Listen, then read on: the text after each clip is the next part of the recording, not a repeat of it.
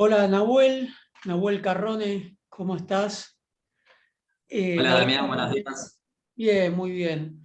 Bueno, Nahuel es sociólogo, especialista en religiones afro, y hoy vamos a hablar un poco de algo que tiene que ver con las religiones afro, pero va un poquito más allá. Vamos a hablar de cuestiones legales, de cuestiones impositivas, vinculados con lo religioso. Eh, Vamos a hablar de todo este mundo que tiene que ver con la burocratización de lo religioso, que a veces los especialistas, los sociólogos, los antropólogos no siempre tenemos en cuenta. Nos centramos mucho en la construcción de la comunidad, en la creencia, en lo subjetivo, pero hay toda una parte burocrática que tiene que ver con la manera de organizar lo religioso en un determinado contexto, con sus códigos, con sus leyes.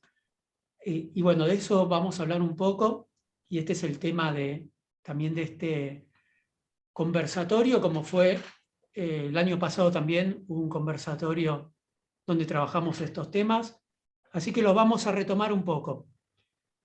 Y bueno, la primera cuestión para hablar tiene que ver con esto del registro de cultos. A ver si nos podés contar un poco qué es esto del registro de cultos y si hay un registro o hay varios registros, ¿no? ¿Es el registro de cultos o los registros de cultos? Bueno, ante todo, gracias Damián por la invitación a participar. La verdad que las experiencias de los conversatorios me parece que son sumamente productivos porque justamente ponen en diálogo estas miradas y estos contextos que hacen al entendimiento, ¿no?, de lo que es el fenómeno religioso y sobre todo las prácticas cotidianas, ¿no?, que los templos llevan adelante. Y sin duda el registro de culto o todo lo que es el marco legal, el marco impositivo, hace a las cuestiones de la vida práctica de las comunidades de fe y de los religiosos que la llevan adelante. O sea, son marcos de preocupaciones que sin duda se circunscriben a la lógica del ejercicio de la práctica religiosa, y me parece que hay que colocar, digamos, en contexto toda una serie de, digamos, de transformaciones, pero también de consideraciones que se ponen en función de acuerdo a dónde, digamos, están radicados los templos, ¿no? Cuando uno habla de marco, digamos, legal vinculado al registro de culto, uno tendría que hacer una, digamos, una reconstrucción justamente para ver el estado de cuestión, ¿no?, que vincula, digamos, las comunidades de fe con lo que podemos decir genéricamente el registro de culto, ¿no? La ley 21745, que es un decreto del gobierno de facto en la última dictadura, crea justamente el marco que hasta el día de hoy sigue vigente, ¿no? Y que crea justamente la inscripción de un registro de culto que nace, digamos, con algunas características que siguen hasta hoy en día, ¿no? La primera de ellas es que genera una inequidad, digamos, en términos de lo que son las consideraciones, digamos, de la igualdad religiosa, sino, por un lado, obliga, digamos, al resto de las comunidades religiosas ajenas a la Iglesia Católica Apostólica Romana a inscribirse en un registro de culto con determinadas carga burocrática, ¿no?, con determinados requisitos. Y en el marco, digamos, en que se gestiona, digamos, este decreto presidencial del gobierno de facto, se estaba justamente dirigido, digamos, a una lógica persecutoria, ¿no?, y de identificación de la alteridad religiosa en el marco justamente de poder identificar a sectores, digamos, religiosos que estaban vinculados con lo que podemos denominar ampliamente con la otredad religiosa, ¿no? Ahora bien, en el marco de la democracia, a partir de 1983, algunos de los requisitos se van flexibilizando, pero sobre todo se flexibiliza la cuestión de que el registro de culto queda legalmente instituido, pero empieza a tener una impronta más, digamos, más que formal que práctica, ¿no? O sea, el derecho a la libertad religiosa está garantizado en términos constitucionales, artículo 14 y 19, y por la, digamos, la adhesión a determinados convenios internacionales. Entonces el ejercicio religioso está garantizado, pero el registro de cultos sigue siendo obligatorio y termina siendo una instancia de validación, digamos, formal, más simbólica, digamos, que práctica, porque digamos que instrumentalmente aquellos que no están, digamos, inscritos en el registro de culto no tienen una instancia, digamos, de invalidez o de control fáctico del organismo, digamos, que lo regula, ¿no? Ahora bien, esto sí genera, digamos, otro tipo de condicionamientos que también son más del orden de lo simbólico, vinculado a lecturas que pueden ser justamente asociadas a criterios de legitimidad o ilegitimidad, ¿no? La burocratización de estas instancias genera que una gran cantidad, en términos cuantitativos, de comunidades de fe no logre ingresar justamente en el registro de culto nacional, y eso genera, digamos, instancias de validación o invalidez, digamos, vinculadas a una concepción, a una construcción social de lo que es la legitimidad de esas religiones. ¿Qué quiero decir con esto? Que hay muchas de las religiones de lo que podemos entender como la diversidad religiosa que van quedando por fuera, y ese por fuera va generando un ámbito de, digamos, de precariedad en términos de construcción de la legitimidad social, ¿no? Entonces eso genera imposibilidades y contratiempos, digamos, más que sociales, ¿no? Más que legales. Hay una gran cantidad de comunidades que queda por fuera de esto y queda, digamos, ahí en una instancia de incertidumbre en términos a no tener o no poseer, digamos, una identificación o un registro justamente en ese registro de culto, ¿no? Algunos investigadores, como Frigerio o Guinarcí, han identificado esto como un control burocrático de las religiones, justamente que habilita y legitima algunas, mayoritarias en términos del arraigo, digamos, a la tradición local, y otras que quedan por fuera justamente vinculándose a una precarización digamos, de su presentación de cara a la sociedad. ¿Qué ha pasado con todo esto en las últimas 2 o 3 décadas? Es que se han dado determinados procesos, ¿no? Determinadas instancias. Una de ellas que me parece que es importante matizar es que el gobierno nacional ha generado, digamos, determinados vínculos y convenios con otras jurisdicciones, llámense provincias o municipios, en lo que podemos entender un proceso, digamos, de descentralizadas, tratar de acercar el registro de culto nacional, digamos, al territorio donde están ancladas las comunidades de fe, que no sea la única puerta de ingreso, digamos, de las inscripciones del registro de culto, la capital federal, sino que eso pueda estar descentralizado en una manera más homogénea a lo largo y ancho del país. Y a partir de ahí se fueron generando distintos acuerdos de convenio entre la nación y provincia o entre la nación y municipios. Muchos de ellos de bastante importancia, sobre todo por el peso poblacional que tiene en el ámbito del conurbano bonaerense. Ese es uno de los fenómenos que me parece que es importante, que se ha tratado de gestionar digamos, una mayor cercanía entre esta obligatoriedad del registro de culto y, digamos, las comunidades de fe que están ancladas a un determinado territorio. Otra dimensión que me parece que es muy importante y que converge con la lógica de tratar de acercar, digamos, la dinámica de las políticas públicas o políticas estatales a las comunidades de fe y a la diversidad que, digamos, se han manifestado en las últimas décadas de una emergencia y una visibilización muy importante de comunidades de fe en la sociedad argentina, desanclándose un poco de este modelo de que la sociedad argentina es una sociedad vinculada, digamos, a un ideario católico, ¿no? Y a una forma de identificación tradicional vinculada solamente a una única religión. En las últimas décadas se ha dado justamente este proceso, ¿no? de mayor visibilización de una diversidad religiosa presente, y una diversidad religiosa presente vinculada fuertemente a un territorio que demanda al Estado, digamos, la adquisición digamos, la posibilidad de acceder a determinados derechos religiosos ciudadanos.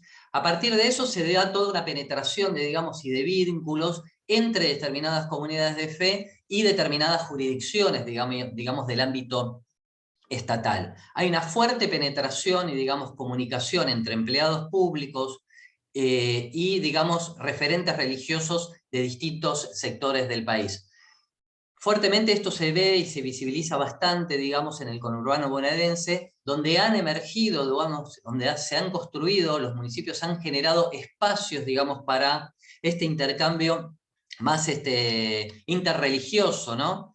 Al interior digamos, de los organismos del Estado, y eso se ve fuertemente en la creación de secretarías o direcciones de culto en municipios donde antes no había, digamos, un lugar justamente para el diálogo interreligioso. En esos contextos y en esos lugares, algunos municipios comenzaron a gestionar, digamos, instrumentos para, digamos, la gestión de la diversidad religiosa en sus propias jurisdicciones. Y a partir de ahí existe, digamos, algunos municipios que han generado ordenanzas para la creación de registros de culto municipales, o sea, registros de cultos locales que no invalidan o no, digamos,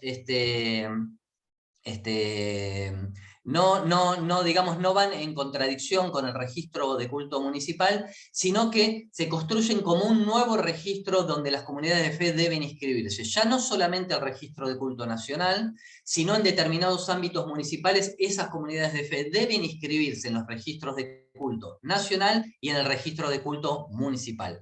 Esa es una de las particularidades que estamos teniendo ahora. Por eso lo que identifico claramente es que se está dando un proceso de descentralización de la gestión de la diversidad religiosa, pero también se está dando un proceso en donde esa descentralización se está dando de una manera bastante heterogénea, donde hay una disparidad, digamos, en los requisitos o en las funciones que los municipios, sobre todo, llevan adelante para el tratamiento de esa diversidad religiosa. Así que me parece que esos son dos fenómenos bastante importantes a resaltar, una descentralización, pero también una heterogeneidad en la forma en que las diversas jurisdicciones van gestionando esa diversidad religiosa en sus propias jurisdicciones.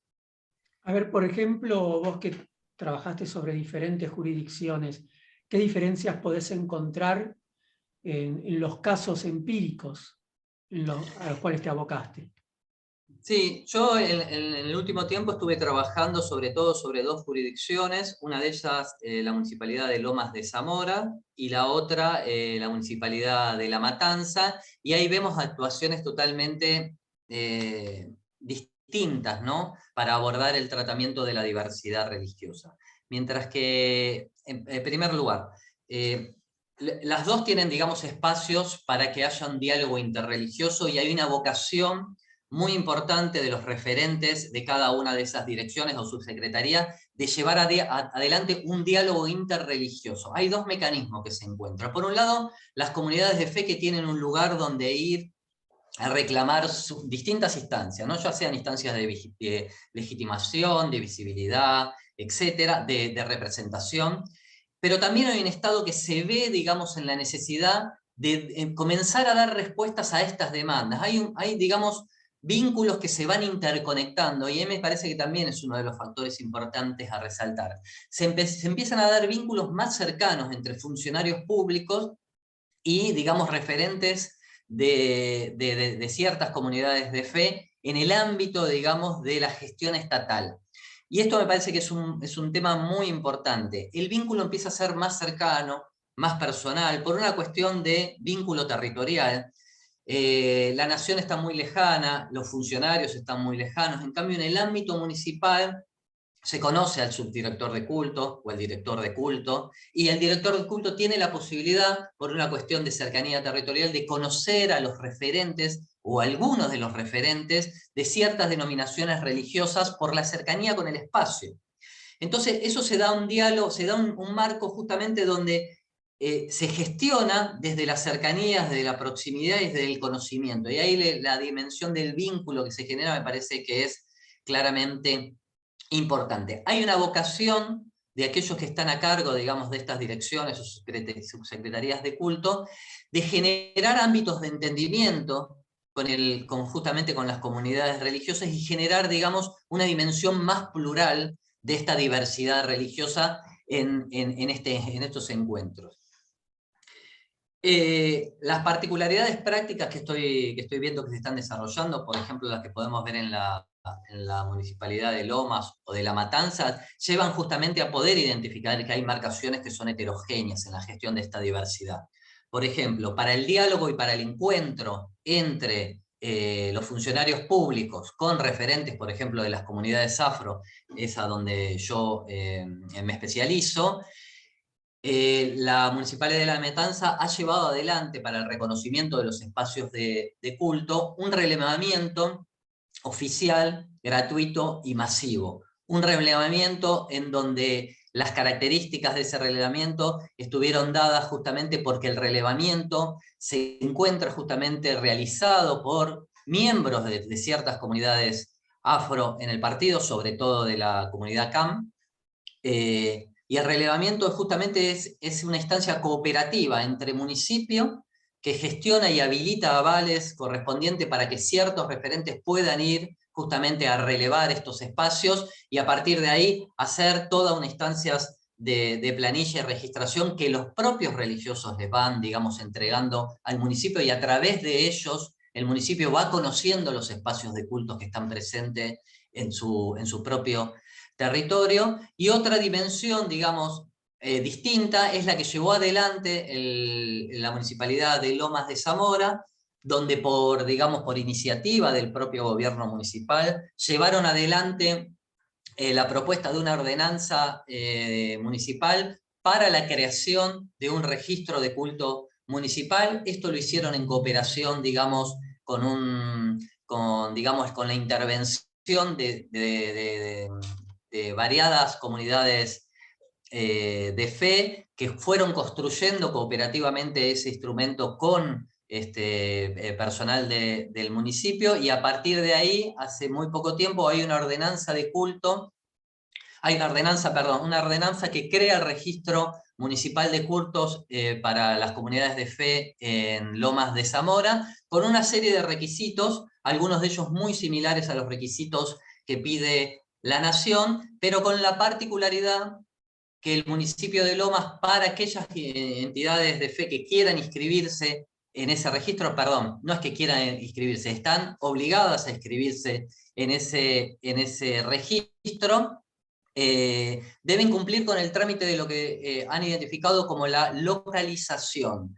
¿Qué es? La localización es poder dar, digamos, instancias de que el establecimiento cumple con aquellas condiciones normativas de ordenanzas de habilitaciones. No es que las entidades de cultos tengan que finalmente tener una habilitación, pero sí deben cumplir con esta digamos, obligación de cumplir con la localización, donde un inspector municipal va y comprueba que efectivamente el lugar esté habilitado para recibir, digamos, la participación masiva de creyentes. Y ahí le empiezan a pedir justamente que haya matafuegos, salida de emergencia, baños, una cantidad de baños de acuerdo a los metros cubiertos, etcétera, etcétera, etcétera, donde eso hace justamente una instancia muy, muy, muy dispar respecto a lo que se pide en otros municipios. Y después se ven otras experiencias donde directamente existen municipios donde no hay gestión, no hay un lugar, digamos, para gestionar la diversidad religiosa, pareciera que no hay un interés, digamos, o una necesidad de gestionar esta dimensión social, digamos, y a partir de ahí pareciera que hay una instancia donde no pasa nada, o mejor dicho, se mantiene un status quo de preferencia en función de tener, digamos, un vínculo privilegiado con, digamos, una comunidad de fe determinada. Así que estas son algunas de las características que adquiere, digamos, la heterogeneidad religiosa, la gestión de la heterogeneidad religiosa, sobre todo en el conurbano bonaerense, y me parece que son sumamente relevantes porque si la equidad religiosa, la libertad religiosa está garantizada, también vemos que existen marcos de tratamientos diferenciados que hacen que el acceso a esa libertad religiosa o a esa igualdad religiosa esté fuertemente marcada de acuerdo al domicilio de arraigo de la comunidad religiosa. Y ahí me parece que la heterogeneidad tiene mucho para decir según el contexto donde esas comunidades están justamente arraigadas. En los casos, ¿no?, que vos conocés, obviamente, no digo que nos hables de todo lo que pasa en el conurbano, porque claramente no. Pero en los casos de las comunidades religiosas que conocés, con las que tenés contacto, ¿cómo ven ellos el vínculo con el Estado? ¿Lo ven desde un lugar de, bueno, aprovechar las instancias del Estado, o lo ven como una relación de control que atenta contra su libertad? ¿Cuál es la percepción que los actores religiosos tienen del Estado? ¿No? En términos, porque bueno, el Estado puede ser algo que te oprime, como hoy se escucha mucho esto de, bueno, el Estado malo que no te da libertad, o puede ser también una instancia para, bueno, generar otras cosas, incluso acceder a recursos. Bueno, ¿cómo sería este vínculo? ¿Cómo lo ves vos? Sí, en primer lugar te diría que es como un ámbito de oportunidad, ¿sí? Particularmente viéndolo desde la perspectiva histórica de, digamos, de las comunidades afro en el país en general, pero en particular en el conurbano bonaerense, ¿no? Eh, por eso me parece que la entrada, digamos, por determinadas denominaciones religiosas me parece que puede dar quizás algunas respuestas o algunos matices en esas respuestas. Particularmente desde las comunidades afro, es un ámbito de oportunidad, ¿no? La diversidad religiosa, la gestión de la diversidad religiosa es un fenómeno relativamente reciente en la Argentina, si bien tiene un par de décadas, pero es reciente en la Argentina. Todas las instancias que lleven, digamos, a instancias de visibilización y que vayan, digamos, en contra de esta estigmatización que históricamente estuvieron marcadas, digamos, las religiones afro en el país, son instancias miradas en términos genéricos desde la comunidad como una instancia de oportunidad, ¿no? Por eso hay una, digamos, una injerencia y una participación bastante presente en determinadas comunidades de ir al encuentro con el Estado. No lo ven, digamos, como un ámbito justamente de opresión, sino como un ámbito de oportunidad. Bueno, ahora el Estado nos escucha, ahora el Estado nos está mirando, ahora el Estado nos está dando la posibilidad de participar en determinados contextos que antes no existían. No es que los afrorreligiosos no participaran o no fueran a golpear las puertas hace 20 años atrás, pero el Estado está siendo mucho más permeable a esta pluralidad de voces que hoy por hoy es mucho más permisible de lo que era hace 30 años atrás. Por eso participan participan fuertemente en muchos de los contextos que hacen justamente a los diálogos interreligiosos, llámense la mesa interreligiosa o las mesas interreligiosas que se van generando en determinados contextos o lugares del país. El otro día estuvo el primer foro interreligioso de la provincia de Buenos Aires, con una participación bastante importante de referentes afro en ese contexto. Bueno, son contextos de, digamos, que pueden ser vistos justamente como instancias de oportunidad. ¿Oportunidad para qué? Creería que son instancias justamente que permiten hacer de que la voz afro esté presente en algunos contextos.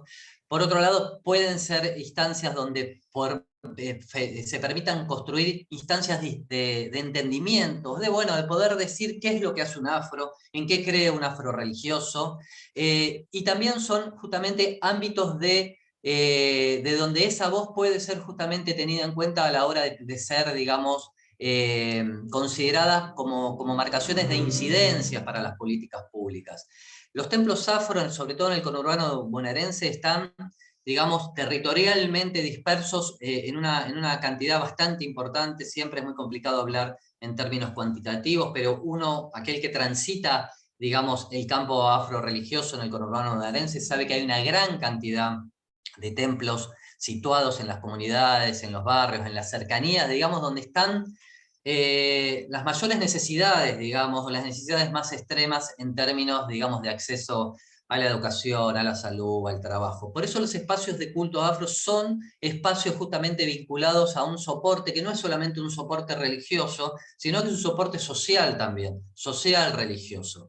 Y me parece que ahí el Estado también está poniendo el ojo. Por eso cuando me parece que es un ámbito propicio, digamos, de oportunidad, también lo son para que estas comunidades puedan también vincularse con el Estado en pos de facilitar, digamos, determinadas políticas de ayudas sociales, en donde esos religiosos están insertos, esas comunidades están insertas y que generan un trabajo social cotidiano muy importante que muchas veces no está visibilizado y que hace falta justamente visibilizar, y el ámbito de oportunidad que genera el espacio para esa visibilización es sumamente importante. Los espacios de culto afro, y la pandemia ha sido justamente, ha puesto más en evidencia el rol social que cumplen estas comunidades, han sido, por ejemplo, espacios de contención para justamente las problemáticas que ha incrementado la pandemia. Algunos templos afros han sido lugares justamente de inscripción para el vacunatorio. Hay algunos templos afros que han sido, digamos, espacios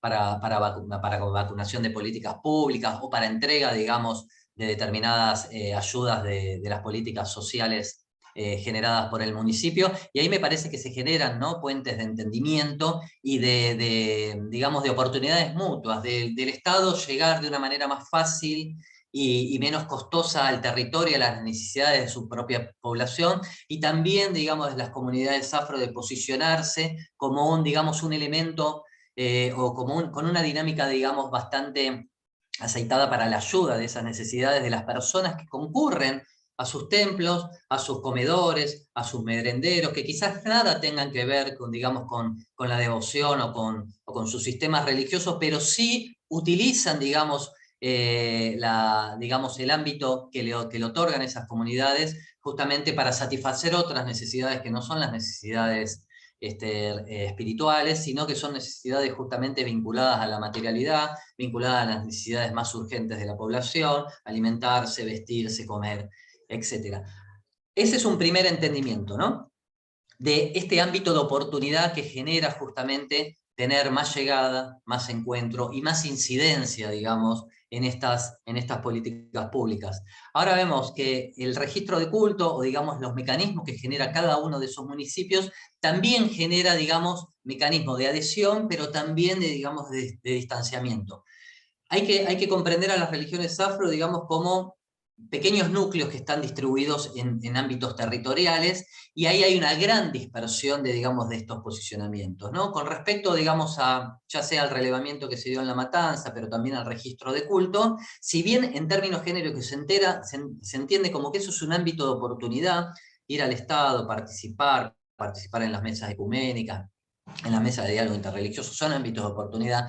También hay una porción digamos, de estas comunidades que tiene una mirada bastante reticente al Estado, ¿no? A prueba de experiencias pasadas, no solamente porque el Estado siempre, mejor dicho, siempre no, desde una época primaria, recién hablábamos del registro de culto nacional, cómo se gestó el mecanismo de control que ejercían las comunidades afro, fueron justamente uno de sus lugares a verificar y a controlar, ¿no? También hay una resistencia a esto de empezar burocracias en términos de registración que nunca terminan, o que encuentran marcos diferenciados donde algunas comunidades de fe ingresan a un registro de culto con mayores facilidades que otros. Bueno, representarse como una otredad religiosa vinculado a culturas negras, a culturas esclavas, a culturas africanas, ha sido muchas veces instancias de generación digamos, grandes malestares en muchos de esos referentes, y por eso ven estos mecanismos, en términos generales, como un mecanismo de oportunidad, pero también muchos de ellos como un ámbito de indiferencia, ¿no? Una indiferencia a: el Estado nos viene a proponer otra vez entrar en el derrotero de la burocracia, entrar en el derrotero de no reconocernos en términos de igualdad y equidad en términos con otros cultos. Bueno, ahí hay digamos, una complejidad propia del ámbito de las comunidades afro, y hay muchos otros que directamente actúan en contra, digamos, de algunos de estos mecanismos de construcción de datos o de construcción digamos, del vínculo directamente, bueno, vinculando a que algunas de esas comunidades actúan de mala fe o actúan en beneficio propio. Bueno, tensiones que se dan al interior de las comunidades. Las comunidades afro no son las únicas que tienen estas tensiones en términos de posicionamientos respecto a determinadas políticas públicas, pero bueno, a resumidas cuentas, sí es un ámbito de oportunidad que se está tomando y se está desarrollando y se están dando grandes avances en algunas jurisdicciones, también de indiferencia y también de tensiones.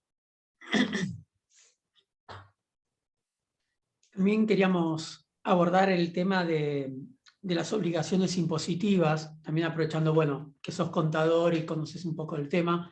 No sé si específicamente la parte religiosa, pero bueno, más o menos, bueno, qué tipo de impuestos pagan las organizaciones religiosas, si hay una figura que los abarque de manera clara y específica, o, bueno, en general, ¿no? Cómo funciona esta cuestión. Hago la aclaración, no soy contador, me vinculo laboralmente a las cuestiones impositivas desde mi adolescencia prácticamente, y tengo una cercanía con algunas de las problemáticas que suelen tener, digamos, las comunidades de fe en general, ¿no? Ahí yo haría dos distinciones que me parece que son relevantes, ¿no? Primero, la distinción de lo que es, digamos, una entidad sin fines de lucro o una fundación sin fines de lucro. Y ahí hay que colocar, digamos, un poquito el acento en lo que generó el nuevo Código Fiscal del año 2015, ¿no?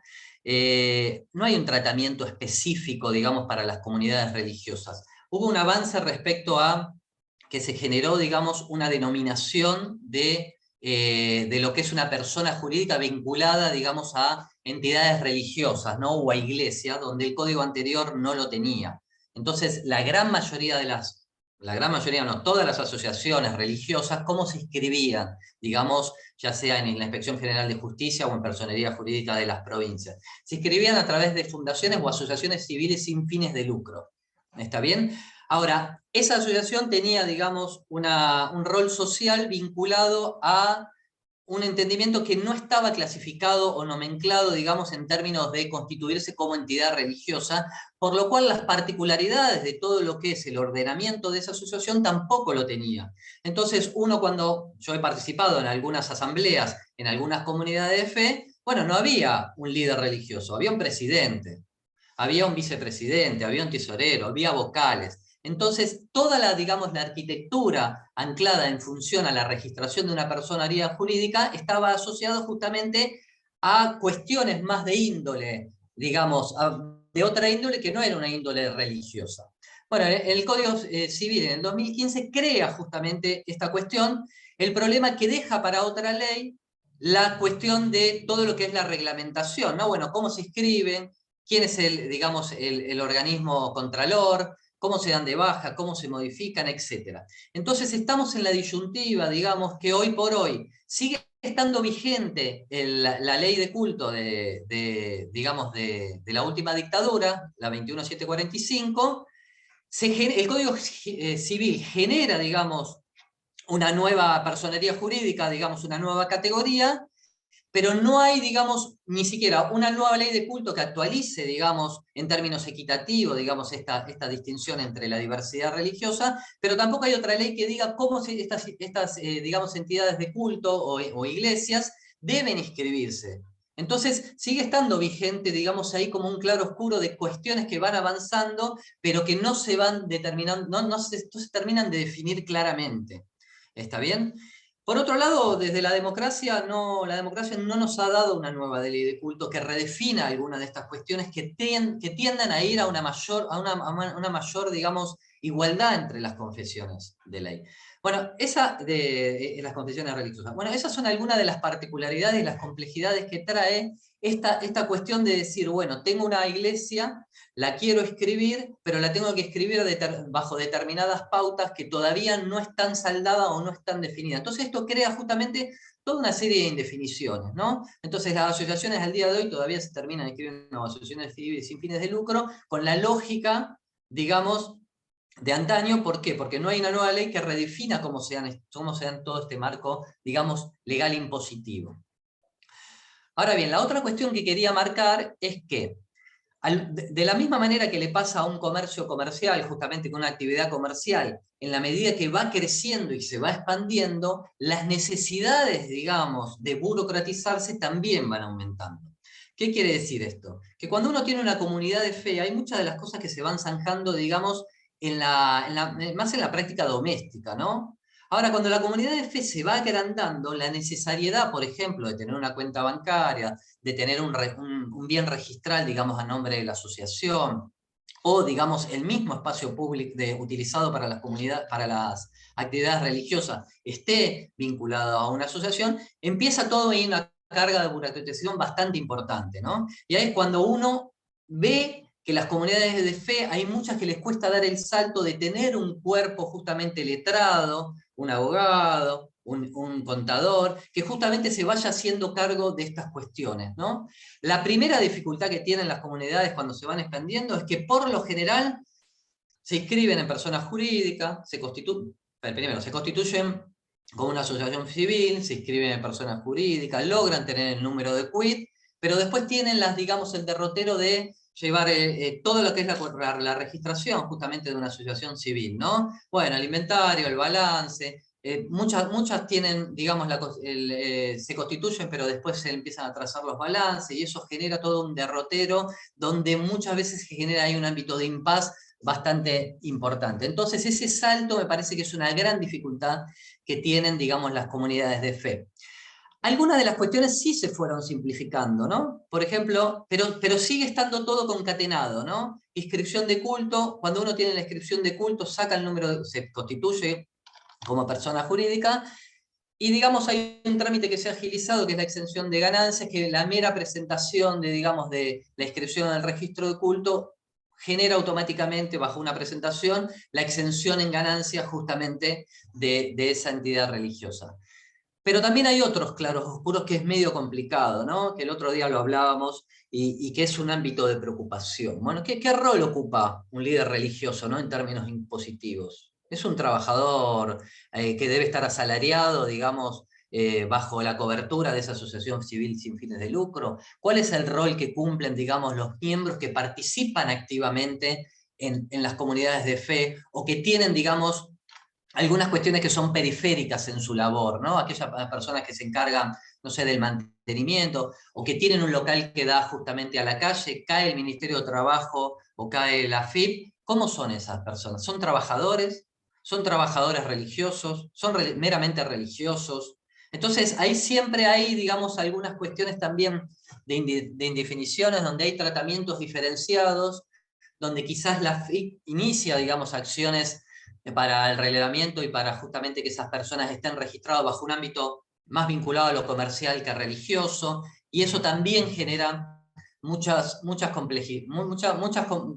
tensiones y complejiza, digamos, digamos, la administración de estas cuestiones en el ámbito de las comunidades de fe. Pero me parece que el salto es esto, ¿no? Cuando las comunidades de fe empiezan justamente a hacerse un poquito más, empieza a crecer un poco más su envergadura. Bueno, quieren recibir una donación de una empresa, la empresa lo quiere hacer en un marco legal. Bueno, necesariamente la entidad religiosa quiere abrir una cuenta bancaria, necesariamente tiene que estar constituida, tiene que tener un número de quit, tiene que tener ahí responsables que justamente vayan administrando toda la cuestión burocrática de lo que son los balances, la presentación, etc. El poder demostrar, digamos, ese flujo de fondo que es de interés justamente para la FIP, poder justificar de dónde viene, cómo viene, a quién va, cómo está destinado. Bueno, son algunas de las cuestiones que hacen a las problemáticas cotidianas de las comunidades de fe, sobre todo cuando van justamente ampliando la envergadura, digamos, de la institución religiosa y del volumen, digamos, de flujo de fondos que mueve esa institución religiosa para el propio funcionamiento y beneficio de la propia comunidad y de las personas que participan en ella. Así que me parece que esas son algunas de las cuestiones, sobre todo indefiniciones, ¿no? Indefiniciones justamente en este... Yo identifico algunas problemáticas. La indefinición de no tener una ley de culto de la democracia es una de las realidades complejas que va, digamos, decantando en otros ámbitos de gestión, ¿no? Sobre todo porque la ley de culto actual obliga, pero lo hace en términos formal, genera desigualdades porque obliga, digamos, al resto de los cultos a estar inscritos y otros no. Y eso uno ve que esas definiciones se van decantando en las aplicaciones que van generando las jurisdicciones, sobre todo en términos municipales, ¿no? Algunos adhieren de que ese debe ser el ámbito correcto para gestionar la diversidad, otros no lo entienden, entonces van a un relevamiento y no controlan los espacios de culto, sino que los tratan de relevar. Bueno, las complejidades. El ámbito laboral también es un ámbito también de indefiniciones donde no hay, digamos, una legislación laboral que diga que existe, por ejemplo, un trabajador religioso. ¿Está bien? Entonces, cuando se dan los ejemplos prácticos justamente en el ámbito del ejercicio que llevan adelante las comunidades de fe, se dan toda esta serie de indefiniciones, ¿no? Tensiones de juicios laborales, ¿sí? Donde personas inician juicios a las comunidades de fe porque consideraban que estaban en relación de dependencia, digamos, encubierta, las comunidades de fe que se posicionan justamente a decir que son comunidades de fe, que no están dentro del ámbito de lo laboral. Bueno, indefiniciones, ¿no? Hay gran cantidad de indefiniciones que emergen, a mi entender, desde una deuda de la democracia de no tener una nueva ley de culto que justamente enmarque en un ámbito de igualdad y de derechos para las comunidades de fe, el ámbito de ambigüedad que todavía genera justamente estas indefiniciones de generar espacios, digamos, para el reconocimiento de las comunidades de fe, pero no crea una ley que especifique cómo es el ámbito de aplicación de esa ley, y bueno, en términos impositivos también se da, porque si hay un acceso limitado de grupos minoritarios a determinados registros, o a la incapacidad de poder tener, digamos, un ámbito de especialista que regule y controle y lleve adelante todo lo que es la registración legal impositiva, también los beneficios que podrían tener las comunidades de fe en términos de exención de ganancias, exención inmobiliaria, exención de ABL, exención, pero también de ser, digamos, beneficiarias de políticas de ayuda que los estados municipales, sobre todo,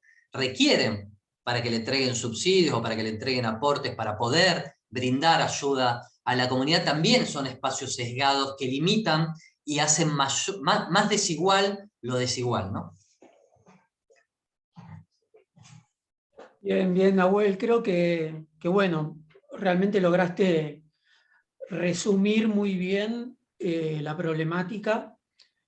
Creo que salieron un montón de temas para que podamos charlar en el conversatorio con el resto de los entrevistados y bueno, todo el público, obviamente de la diplomatura en diversidad religiosa, y también quienes se sumen, que no sean de la diplomatura, pero se quieran sumar también a participar. Así que creo que va a ser una muy buena instancia como para poder seguir ampliando, discutiendo y complejizando todas estas cuestiones que vos creo que resumiste muy bien. Así que nada, te agradecemos muchísimo y bueno, estamos ahí. Pido perdón por la confusión laboral, pero bueno, para mí, viste que yo no entiendo estos temas. Entonces, toda persona que maneja estos temas, para mí ya es contador, lo pongo ahí. Pero sé que te Es meto en un que como si digo cosas que no son, así que mejor está bueno que lo aclares. yo creo que es muy válida la aclaración, porque son grandes mundos que están presentes en la cotidianidad de las prácticas religiosas, ¿no? De repente en algún momento emerge lo laboral, emerge lo impositivo, emerge la registración.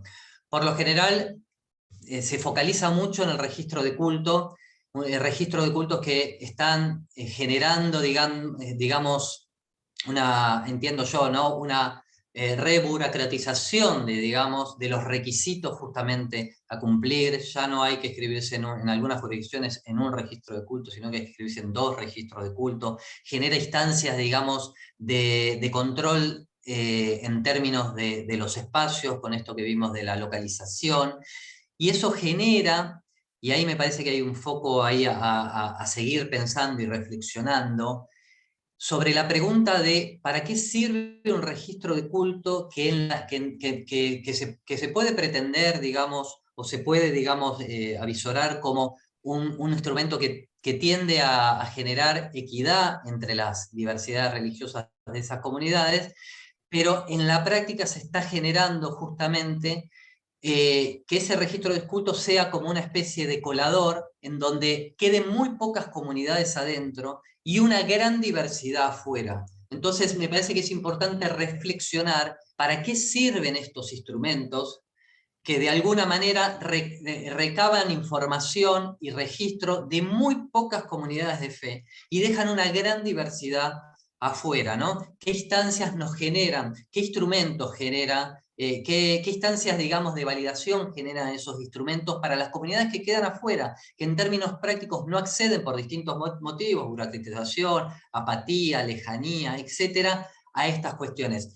Pensar en cuáles son los mecanismos y pensar cuáles son los caminos que el Estado tiene para gestionar esa diversidad y si esos caminos realmente llegan a, digamos, a potenciar una instancia de equiparación en las religiones o lejos de esos las llegan, digamos, a aumentar. Bueno, son todos disparadores, todo lo que he tratado de detallar son disparadores que seguramente abordaremos en el conversatorio. Te vuelvo a agradecer, Damián, estoy muy contento de participar y hablar de todas estas cuestiones que, como digo, me parece que hacen a la problemática cotidiana de las comunidades de fe en estos días.